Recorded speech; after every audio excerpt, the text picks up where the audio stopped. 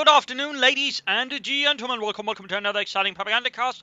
With me, your host, Imperial Dane, Master Propaganda Hero, Strike Defender of the Fatherland. We're off here to a 1 vs 1 on Holotny Farmer. Between the west, we got Penetron2000. Better than the Penetron900, which did have a few defects. But here fighting for the Soviet Union for the 30th Tank Corps versus in these we got Captain S. Price fighting here for the Wehrmacht, Germany, Deutschland. And the 10th Panzer Division here with Lightning War Encirclement and Jaeger Armor versus Guard Rifle, Guard Motor and Counterattack Tactics. All infantry bulletins on both sides. And we got their sniper start for Price. He certainly seems to be fond of those here versus his Soviet opponent. Moving ahead here in the west, going up here to wire off and thusly prevent East moving into the western compartment, which tends to be a good move. Otherwise, again, you get into this house, you can basically sort of tie down a lot of resources around here. So that's generally something you want to avoid as the western players. And I generally think it's one of the bigger defects of the map, if you will. The sniper start here for Price and the Wehrmacht. Pioneers moving southward, setting up sandbags on the Cove Point already, following up with Grenadiers. We've got a lot of conscripts there for Penetron, which of course means he's going to have a lot more boots on the ground initially compared to Price. Of course, going to have the sniper at the same time. He's going to struggle then in his early games to actually grab territory. And there's a conscript heavy build. The sniper start is certainly going to run into some issues. I mean, he might be expected, of course, either Maxims or penal troopers versus conscripts. Again, the sniper's going to have less of a huge impact, at least initially. So it's a bit more of a risky move here for Price, sort of going blindly in with the sniper start versus the Russian player, not knowing what exactly it is Penetron he is planning. We've got conscript units heading northwards there. We got Grenadiers here out now here to sort of help screen the sniper, preventing Penetron from running straight at it, which is always a good idea. More Grenadiers following up for Price. Pioneers going to the southern fuel point. Fuel point now being secured. Other points as well. I mean, overall we can see here that Penetron has already managed to penetrate the map and secure quite a bit of territory there compared to Price, who's only got sort of a tiny slip. We got the Grenadiers moving ahead pretty aggressively, again scouting ahead, ensuring the sniper does not run into any issues, I imagine, amongst other things there. And going straight for the car pot. No, apparently. Price seems a bit unsure. We got another Grenadier squad there out for Price and the German army in the south there. Pioneers securing territory. We got conscript there setting out. Conscript there taking losses from the sniper. 3 kills there for the fatherland with the scoped Gewehr 43. Conscript moving from the other side. And can't advance here due to the barbed wire in the way, so that means the Grenadiers are a bit on their own. In the south, though, Pioneers sneaking ahead. Grenadiers securing a point here, a bit of back capping for them. Nothing further there for Price. Might be an MD42 now, or maybe some more Grenadiers there, and it is in fact more Grenadiers for Price. Grenadiers, he's trying to grab the fuel from the range. Some issues again. They're exposed to the conscript side of the house, and the sniper supporting. There's going to be some issues there for Price.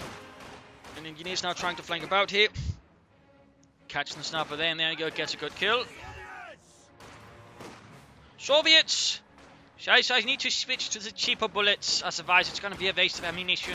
Conscript moving up here against Grenadiers. Grenadiers need to occupy. Got the sniper retreating as soon as he realizes what's going on here. As Penetron tries to cut off the retreat path of the sniper, he immediately hits retreat. Then the sniper to ensure he doesn't get wiped. There's sharp unit position there by Price. Up here, the Grenadiers continue to fight up. They're not really having much success. In the south there, Pioneers securing territory as Penetron is now putting all effort here around the center. Noting, by the way, he's flooding a bit of resources. We got medics along the way there, which certainly explains a bit of it. Could also go for some early Molotovs here. Versus Price, but then again with limited support, but that might not quite be the same impact. We got take up there for Price with 3 Grenadiers, 1 sniper versus 3 conscript squads there.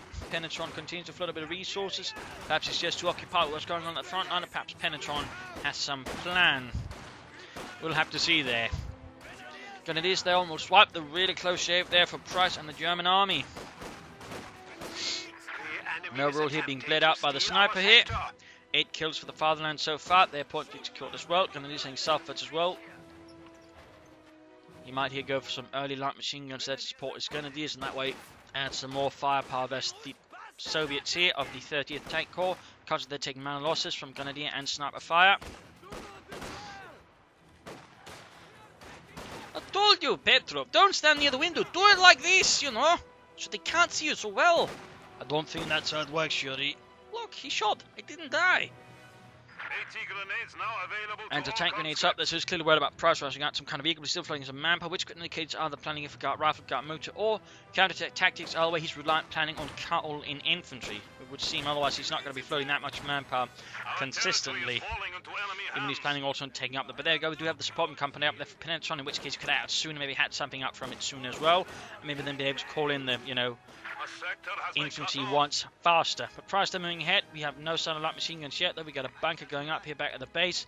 No light to make a nice company because the Pioneers are busy at the front line. Though we got some angry looking countries there moving out with their mercenary guns and opening up the Pioneers there. Center being secured by Hardened Grenadiers, supported here again by the sniper, the Scharfschütze. And looks like he was not planning calling infantry immediately. He's actually going there for the maximum. Not a bad idea. Will certainly help control the infantry a bit, though will be vulnerable to the sniper. And certainly make that a stronger choice there for Price of the Wehrmacht. He got more Pioneers there for Price, probably sort of because he's got the other Pioneers busy, doesn't want to retreat them right away and just, you know, wants to keep the opponent tied up. He instead figures another Pioneer squad is going to be a valuable investment there. At the same time, he's keeping troops occupied there. He's now hitting the cutoff point there. In this case, he's punishing Penetron there for holding back with too many resources and not taking up fast enough at the very least either. And lastly, actually gaining a lot more control here versus Penetron, so that's looking a bit rough there for Penetron and the Soviet Union. There you go, constant crossing the road.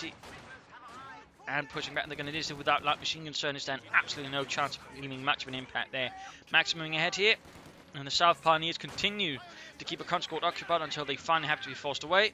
But still, there's certainly some time that gave him his forces elsewhere and across the map there, more opportunity to do something. Grenadiers are suppressed by the Maxim. A lot of rounds they're going across their heads, occasionally through them. Trying to get back to the church. They do manage it, but not before they're pinned down to the ground. But they can get unpinned somewhat fast inside the church. Harassment up north, he now going for the fuel point instead with the minesweepers. Interesting enough, he went for another Pioneer squad. He did not build a light to make a nice company there. I mean, he's clearly not too worried about Penetron rushing ahead with light vehicles ahead of him. Otherwise, he would have been fast to build it up. Maybe he was expecting the other Pioneer squad then to do the trick. So, bit unsure there what exactly it is that's going through Price's head at the moment, what his plans are. Also interesting that he still has not upgraded a single Grenadier squad there with the LMG-42. So now they're doing what they can to support.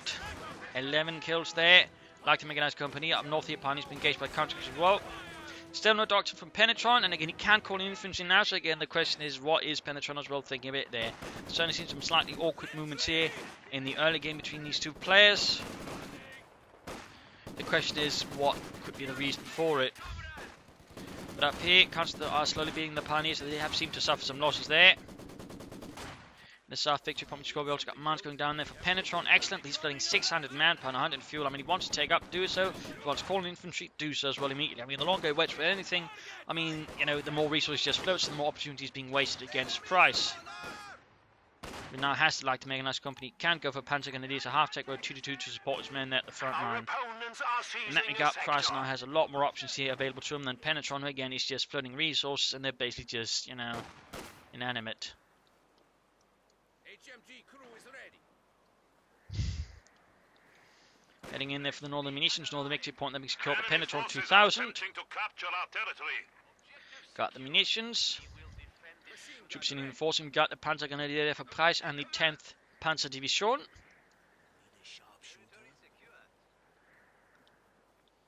Conscript setting out. Other conscripts retreating. He's floating a lot of manpower. I do wonder what it is Penetron is thinking, but it's definitely looking a bit weird by now that he's... There we go. And ultimately, it's not the biggest surprise. He's going for guard motor. He's calling in a heavy mortar crew. They could also easily call in some guards at rifle infantry here. The DP light machine guns and their PTRSs, that further away gains some more firepower here versus Price, which would not be a bad idea. But so far, he's just angling here for the heavy mortar. Might be planning, of course, to take up fast, build up a tank with a tank command, and there we go. Get maybe out a T-70 or a half-tech to support men, though, of course, there's still plenty of munitions to work with. I'll wait 120mm mortar out there for Penetron. The 120mm mortar by being a very popular mortar. In fact, it was very quickly caught on with the Axis forces. Once they caught examples of it, they'd either just use it directly, and they even copied it, which I really think says something about the design, but also about the Axis forces' willingness just, you know, grab it, because that's what they did. They were, of course, the Germans reorganized over their artillery, sort of for an infantry unit, and well, also the Panzer Grenadiers and the Panzer Division. So, a little fun fact there. But again, it was very much a part of it. Though, of course, the German infantry division would have had actually quite a bit of artillery sort of at different levels. I mean, they had infantry guns, light and heavy. Well, of course, have the light one with the Oberkommando West. We haven't actually got the heavy one, which is basically 150mm howitzer with a bit shorter range. For example, Penetron's actually going for the half-track there. If he's going for a regular one, that's pretty good. A1, though, is also pretty good. You could actually go for 2 of them. I've done that with actually quite some success. One to basically mow down infantry, deal with light vehicles, and the other one to reinforce troops and transport them about, in which case you actually get a very mobile strike group. Quick fire grenade there blows up the interior, but no Russians. Yeah, I think we did something, sir. Yeah, we blew up the carpentry, Ludwig. I'm sure Stalin's going to be really upset about that. And there we go, we got the M5 half-track out there for Penetron, quickly adding the AA mount on it. This did not quite work out there fully for Captain Price, who was yet to go for Doctrine. Penetron is yet to go for any guards. We've got the Hay-Mortar then moving further ahead slightly. Note, by the way, by late stages of war, they actually got 160mm mortar as well, which was fired somewhat differently, but was still pretty, of course, powerful. I don't think the Germans still managed to capture that one and produce it, but again, 120mm mortar very quickly got caught on there with the German army and quickly sort of spread out there. An actual assault, I think, in the loss of the 50mm mortar, as that one's removed from the squad level, and instead, of course, they sort of moved the 80mm mortar down a bit further down to the company level, and then sort of switched in the 120mm mortar on the battalion level. So there's some fun details there to consider. Plus, of course, they still got the light infantry guns and the heavy ones. So through the 120mm mortar, the Germans were able to increase the amount of artillery available to any infantry division, for that matter, again the other divisions. Up north here, Pioneers going to be moving ahead. Their air half up there. Very nasty vehicle here. Very good one. I mean, I'm surprised not more players use it. Well handled, it is very good. In fact, it's probably in some ways even better than a T-70, for example, and hunting down and killing retreating units. Also, fun fact, the Soviets actually had a quad Maxim mount, by the way, they used on early trucks. No, that's nothing further there for Penetron. No guardsmen. We got light machines, and they also got a pair of Panzer. They also have more Panzer Grenadiers here for price. That's good. More Panzer Grenadier. Troops heading southwards. We've got the half-track there rushing in. He might want to release something there guarding the north, but then again, in theory, if there's any harassment, he can just switch the half-track out there to quickly deal with it. And that is another advantage of the M5. It is fast. The Russian, by the way, did receive plenty of M5 half-tracks from the Americans. It was their pretty much the export version of the half-track. The M3 they primarily utilised themselves. There are things that came out about how the Russians used the half-tracks. They would not be sort of specifically so permanently attached to a unit. They'd sort of be shifted about wherever they felt like they were needed. So, you know, at one point, one tank corps, mechanized corps would have them, then they'd be shifted over to, say, part of another offensive elsewhere.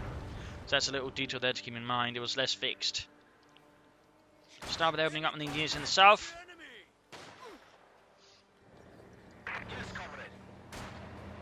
As they would primarily still have used the tanks right forward to the front, so they were primarily just used for transporting troops about. Though, of course, I'm sure there would have been exceptions. That's at least so far what I've read.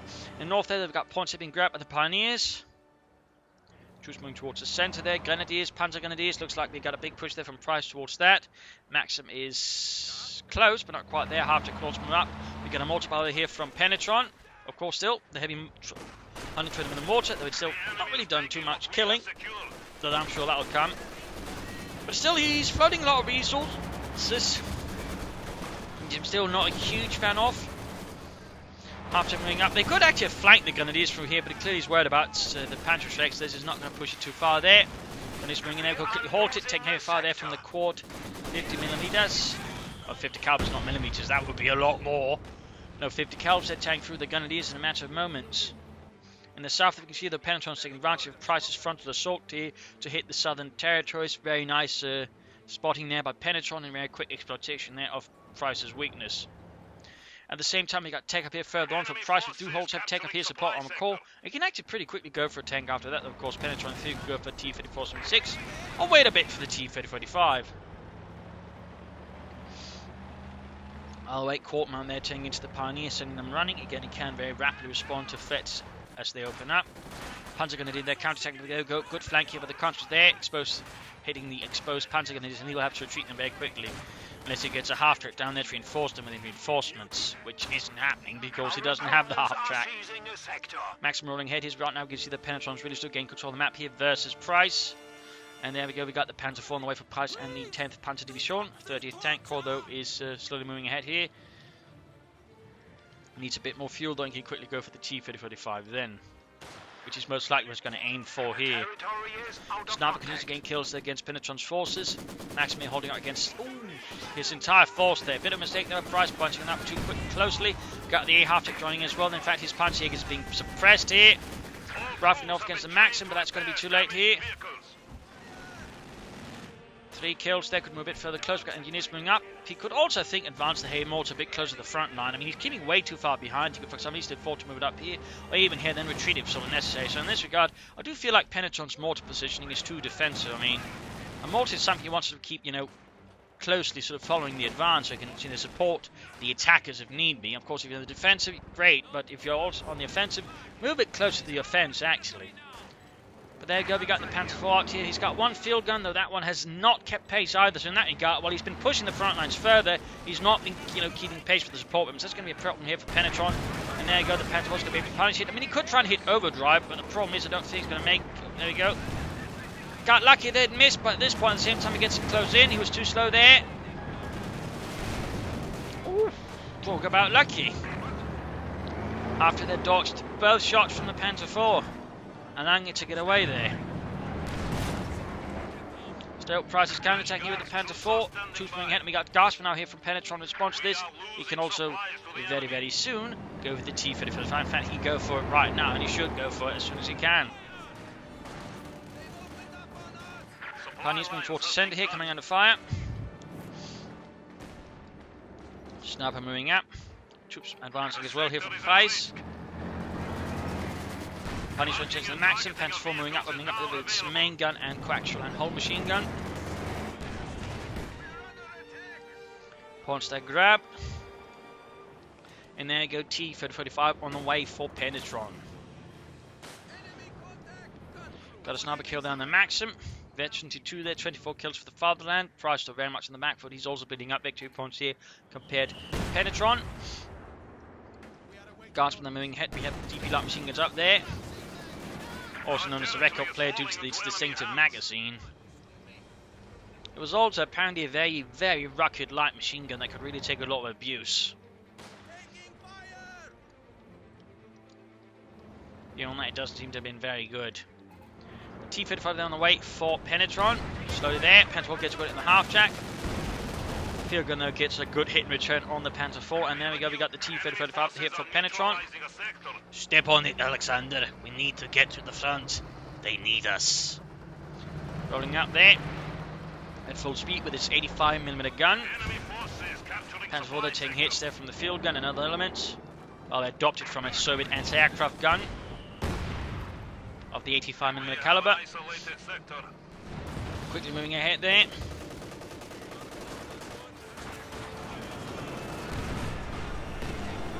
Missed there the Panther 4, bit of luck for Price, but he's otherwise a bit short now to attack. He's got the Panzerjägers, but they're far away. He's got no Pack 40 here. His Panther 4 is already down to half health, so it's not going to have that much of a good chance of us the T-35. We can see that Price is quick to go for this 2-3G to support. Look with them, moves ahead. Panther faster, damaging the engine, buying some more time here for the Panther 4 to get fixed up.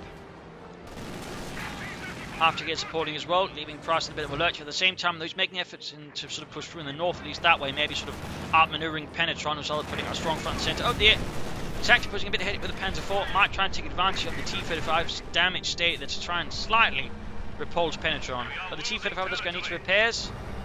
The main difference between the T-35 and the 76 was pretty much the turret. It was better armoured, bigger, but not a lot bigger, and of course had a bigger gun.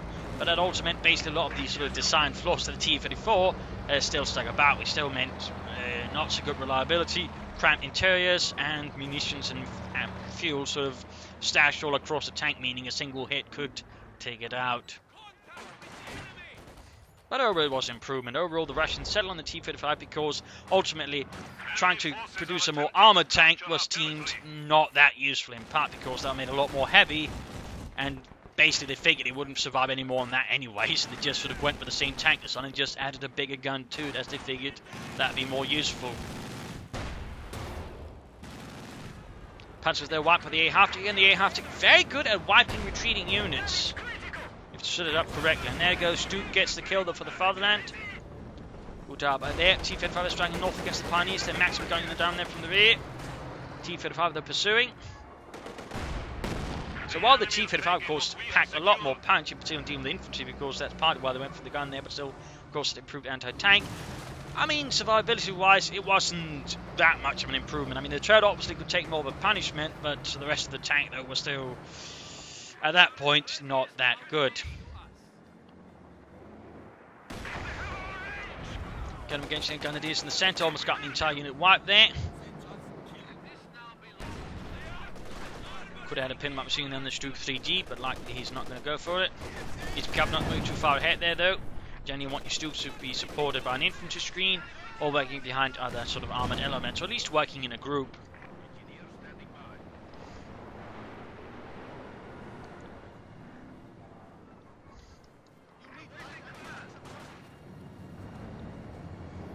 Also, Stukes were commonly attached to Panzer Division to basically sort of act as a 3rd Panzer Battalion, so to replace the ones that lost around Stalingrad in 1942. After that, there was a large armoured reorganisation going as well there, and basically each Panzer Division would lose a 3rd Battalion of Panzers. And at some point, they replaced that, so tried to sort of informally replace that by adding a Stuke Brigade to each Panzer Division as much as possible, which usually meant they would have a battalion of Stukes plus a bit of extra infantry attached to that, if possible. So a little fun fact there as well. Guardsmen engaged with the Panzer IV out in the open here. And even then, again, it wouldn't be uncommon just to see them supported by a Stuke Brigade or Stuke Batterie or some other Stuke formation. There were sort of several variations of Stuke formations that all progressed. Panzer IV then the fight from the CIS-3 field gun, closing in about 21. Taking down to half health there. Bit of artillery support here from Price would be nice. It would be threatened here by the heavy mortar.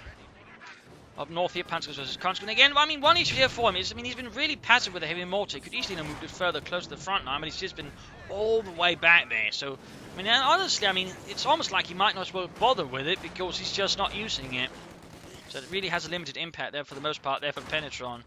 We've got another T-35 down the way for him and the 30th Tank Corps. Panzer IV's going to need repairs. We've got more Guardsmen out here for Penetron, more DP light machine guns.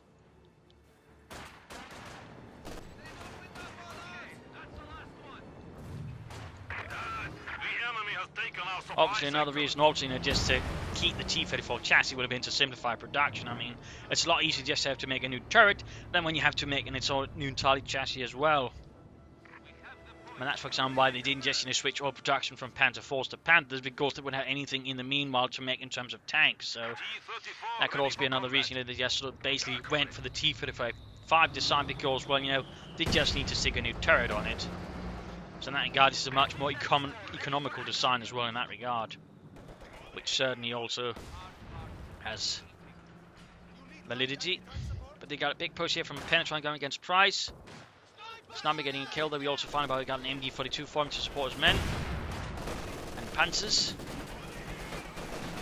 Panzer IV still not being repaired, it's pretty risky there by Price, to be honest. We've got Mark Bigloff in the Stuke 3G, Jarkin binding it up. We've got the T-35 rolling in, Stuke almost getting knocked out here.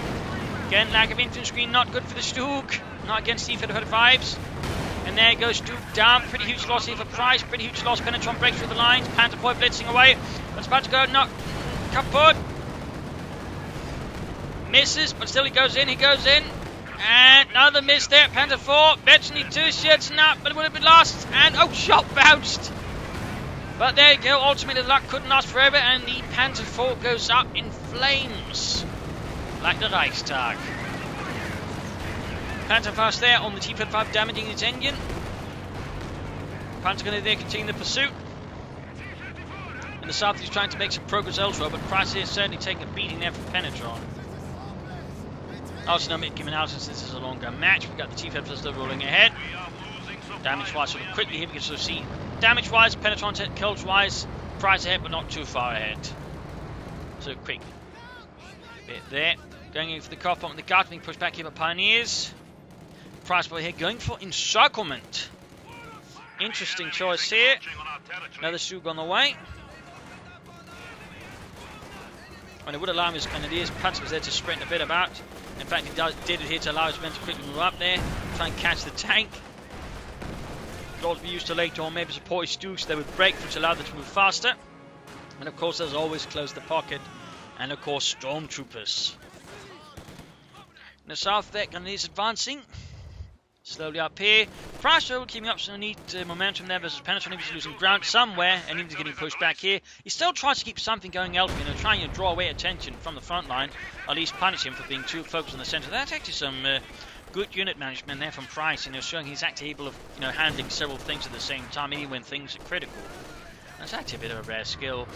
We've got T-35s that are being pulled back for repairs. Both of them could definitely do with something. We easily got here with the vehicle crew self-repair, an easy method of doing so.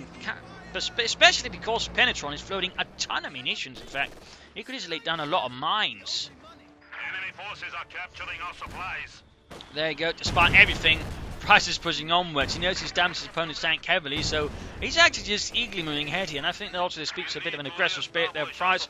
But I think also an understanding of his opponent's forces and how much they can do. And so rather than just, you know, try and sort of lick his wounds, he just quickly pushes ahead there, tries to punish Penetron for extending as much as possible, since to an extent he did, couldn't secure the ground he held, and so just push him back. So that's actually really aggressive, but also interestingly aggressive play there from Price. And I think in this case, a very good tactical reading of the situation. So, I mean, thumbs up there to Price. He's going to need another Stuke, though, to have a chance versus these T-35s. So those Panzer IVs are not going to be able to stand toe-to-toe with them. In particular, since he's got no Pack 40 supporting them, so he's going to be very reliant on Su-3G to sort of pull through here. 39 kills here on this sniper. He sharpshoots it. 40 kills. Oh, actually, that's 39. Someone's got the kill there.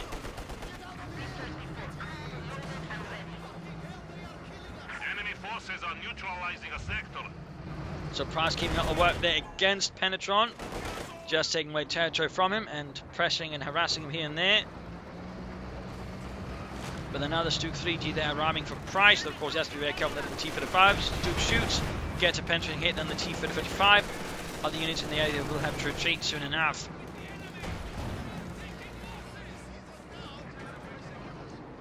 Our territory is falling into enemy hands. Stuke 3G moving ahead. Point there secured, point there secured.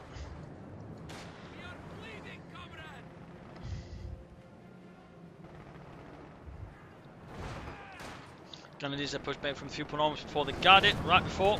Now the Mark Beagle and the Stuke 3G, he needs to pull it back, buttoning again, there we go, at the same time. I mean, this was actually nicely set up there by Penetron.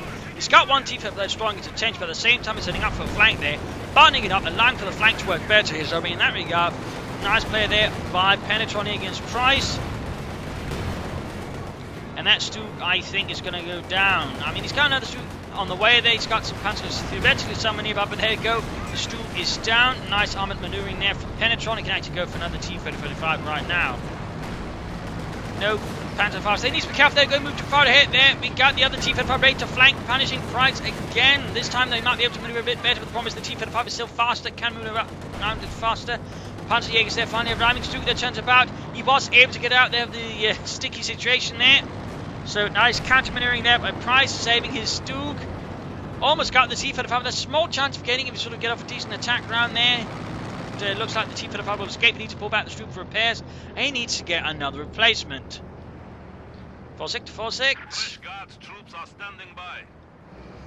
And while it is a common misconception of some to classify the Stuke as a tank destroyer, it was very much an assault gun, for which part of the thing was actually to deal with tanks. I mean, the role was to support infantry attacking, which of course also meant dealing with tanks.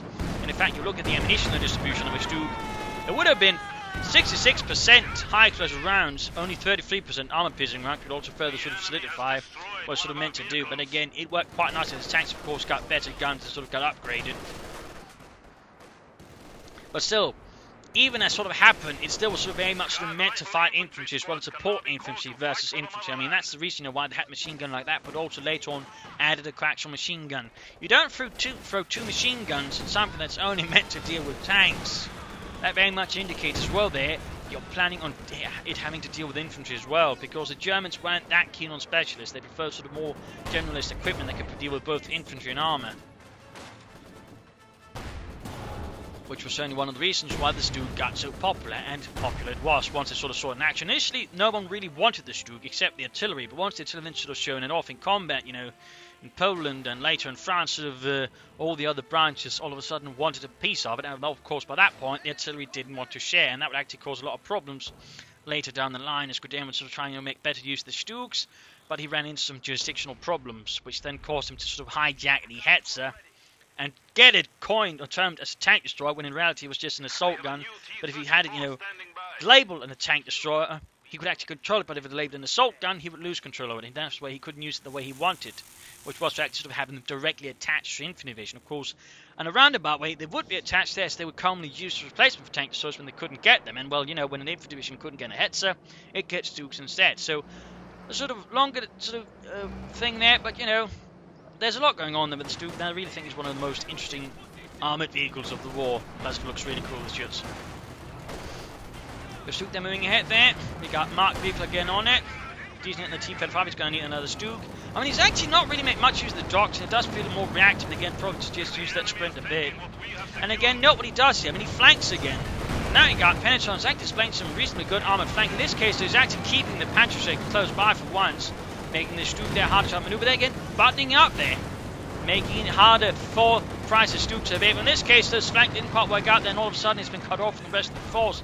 So all of a sudden it's now Price here with the upper hand. He might be able to get a T-35 for once. It's going to be close. It's going to be close. There you go, he gets it. And it still gets the Stuke! It still gets the Stuke! Oh, the rubbish luck of Price. It finally hit Vetsy 2 and it still gets taken out. Even in death, I still serve socialism.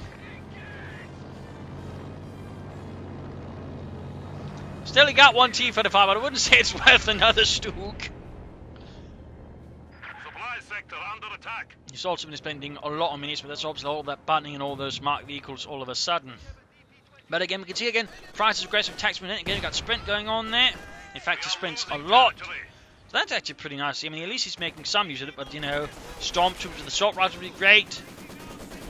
I mean, brake supply alone tends to have utility, but I mean, of course, he's not going to have to use brakes for either because he needs all the fuel he can get at the moment. I mean, if he gets two Stukes at a point there, he could then consider combining with brake for some much more aggressive Stuke movements, or at least much more rapid Stuke, avoiding the enemy tanks movement. Well, a lot of guardsmen here for Penetron in the 30th tank are here versus the 10th Panzer Division. Another Stuke there for Price. What is that been up to now? There you go, he's at 4 Stuke, that's his 4th Stuke. Sniper with 53 kills. I mean, he's definitely paid himself off, man, I would say that. The enemy is taking our territory. Panzer is there reinforcing. Penetron now needs another tank as well to support the first one. More armor. With which to destroy the fascists. Also, technically, this Stuke 3G is actually a bit too big. The actual Stuke 3G would have been smaller. This is actually more the size of the Stuke 4, which was sort of the result of Stuke factories being bombed, and because the Stuke was so absolutely vital to the war effort, they actually hijacked Panzer 4 production to make more Stukes, because the Stuke was actually more vital than the Panzer 4. That's actually a fun fact, and they actually managed, I think, to produce about 2,000 to 3,000 Stuke 4s before the end of the war. That's a fun one there. And that Stuke 4B, but Stuke 4, but Lightsman says the sort of a bigger version of the Stuke 3G late model, which would have meant Craxton machine gun, rounded gun mantlet, and a remote control machine gun on top. Which means that the version sort of shown in Company Heroes 1 wasn't actually fully accurate. Fun fact. But they're going for the push towards the here. We got at the same time the Stuke rushing southwards with some pioneers to sort of keep a bit of a clear view. Another Stuke for Price. And the 10th Panzer is shown here clearly, though, primarily supported by the Stuke battalion in the area here. Might be one of its motorized Panzer Grenadier elements doing the fighting, not one of its armored. Troops are reinforcing. Stuke halfway done. That would be his 5th Stuke. Penetron is a bit getting to be that manpower wise. It's starting more to keep the number of tanks flowing. Plus, of course, Price has been effectively able to sort of harass him quite a few times. I mean, Price certainly understands sort of the power of control of the map. Though Penetron is displaying some good flanking from time to time. Though it's only using one tank, he's not sort of pulling off bigger flanks. But at least he's flanking, which is what some players don't even bother with. There you go. That is the 5th Stuke here. The enemy is attempting to steal our sector. Conscious they're taking losses.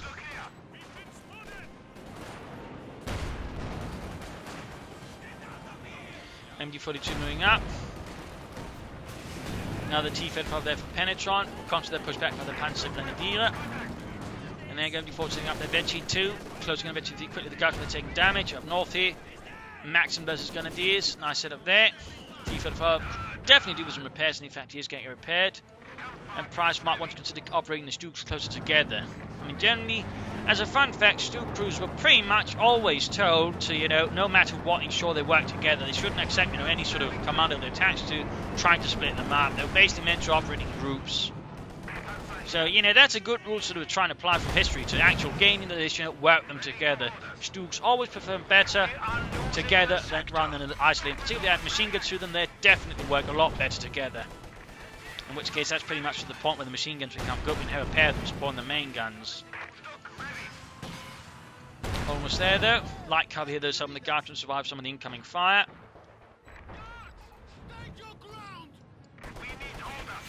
This by being the early models of the 3G due to the less rounded mantlet and the other machine guns of the version now on top.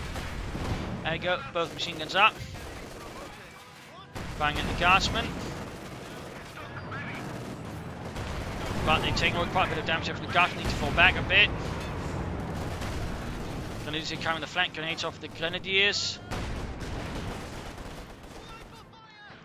MG42 covering here, southern approach. Still no stormtroopers from Price again. I would say, Sparty's making good use of Sprinter. Otherwise, I would say his doctrine usage is a bit weak compared to Penetron. It's actually gone full doctrinal bingo. And Price only used one ability. There we go. He's rushing at the Stook there in a pretty silly manner. Guessing that was a misclick. That Stook is gone. That was a definite waste there by Price. Definite loss. Though he can replace it again, but he's having to replace a lot of Stooks there. He's having to replace a lot of Stooks.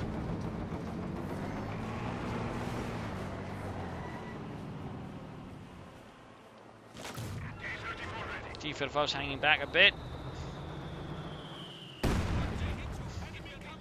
Grenadiers taking a nasty hit. Grenadiers, Pioneers heading northwards. We've got a match and they're moving up. Rifle grenade off. Landing a half decent hit. There we got the T-35 coming in. 3G fires. Another shot fired.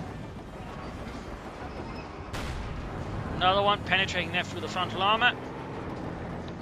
Panzerjäger supporting. Need to be able to doesn't get too close. And there we go, he got too close. He keeps forgetting apparently this opponent actually is very good at using buttoning, which to be honest is actually a slightly underutilized ability by the Russians, but Penetron here is clearly putting it to full effect versus opponent. Got Vexens 1, then 3G, but the problem is he's got two T-35s barreling in. Might be able to get one of them. Close it. He's going to lose it. There we go. Another Stook kaput.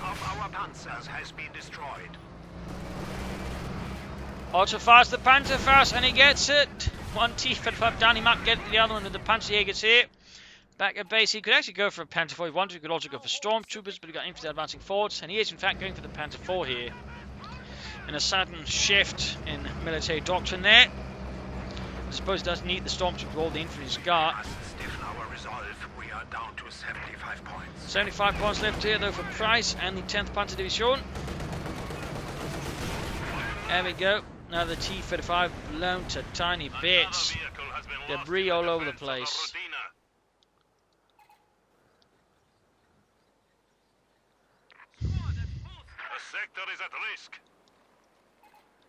Also, a fun fact about the T-35 is around the end of the war, they actually tried to experimenting with sticking a 100mm gun on. The problem is that didn't work. That the gun was too big, too powerful. Didn't work. But they tried. They tried.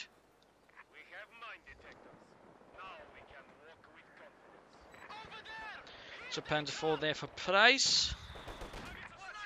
Finding a bit of trouble up north. Setting southwards here. We got machine gun bugging up to cover the southern victory point. Not bad. Engineers there versus Panzer Grenadiers. Machine gun bunker done. Well, bunker at least. Machine gun part is on the way, but not quite there. Price under a lot of pressure. As Penetron throws in another assault here. Engineers under fire for the Panzer 4 being pushed away. Pioneer unit wiped up, and the machine gun bunker is up here, ready to defend the victory point. Jurgen shoots of Amos merrily. We have lost the machine gun crew. Got the maximum, that's going to hurt Penetron a bit there. Constantly being pushed away. More Pioneers for Price and the German army. Now the T-35 on the way for Penetron and the 30th Tank Corps. Penetron rolling back up swiftly. Opening up the conscripts and misses, and Maxim almost wiped up by Penetron's heavy mortar fire.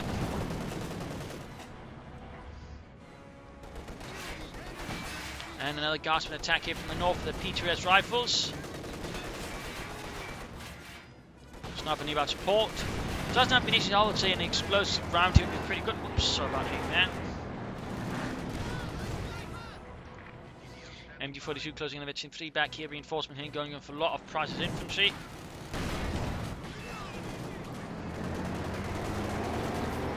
T-34 ready for combat. Guardsmen advancing, Panzer IV pulling back, and we got the T-35 there setting out, which is the 5th T-35 there. Both sides have a lot of armor out here.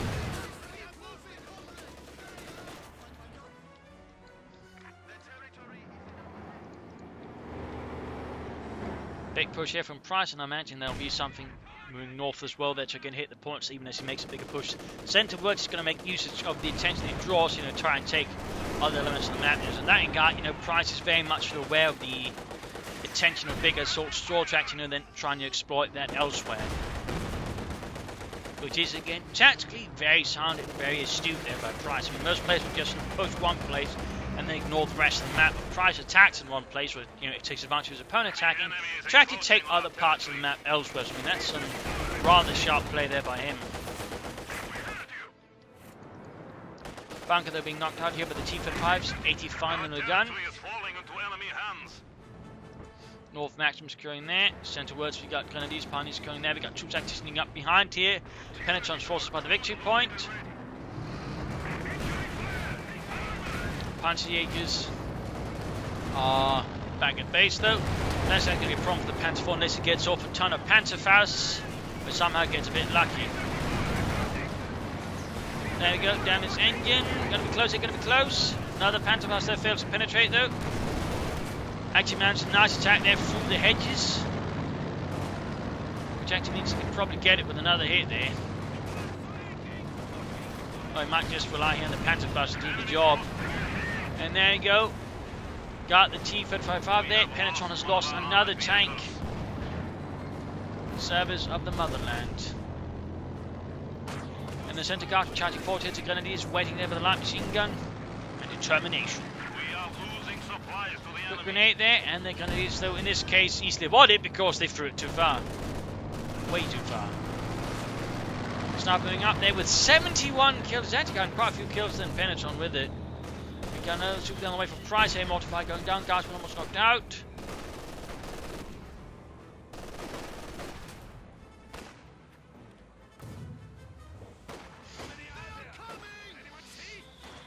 Sniper rushing forwards again, making use of the sniper together with sprint. Not a bad idea either.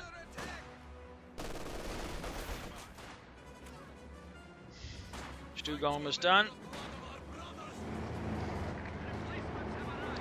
Got the Panzer IV heading northwards.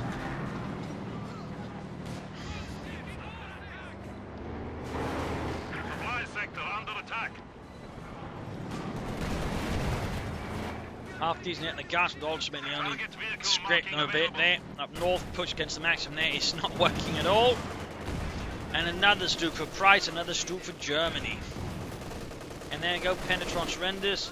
His spirit broken as the 10th Panzer Division in the end is victorious. I mean, now several points that Penetron really had an advantage. The problem was he wasn't quite able at following up there. For example, again, though, he made a really big push almost at the entire map there. He failed to move up his field gun and his heavy mortar, then support the new front line, for example, nor delayed on any management, made it easy there for Price to push back. And overall, Price was really good at sort of exploiting when Penetron over-focused, either due to him attacking or him doing had to defend from Price's attacks there. So in that regard, Price there was sort of tactically a lot more fluid, I think, than Penetron at several times, which rather gave Price some advantages against him. Doctrinally, though, it could have been a bit better there, I think.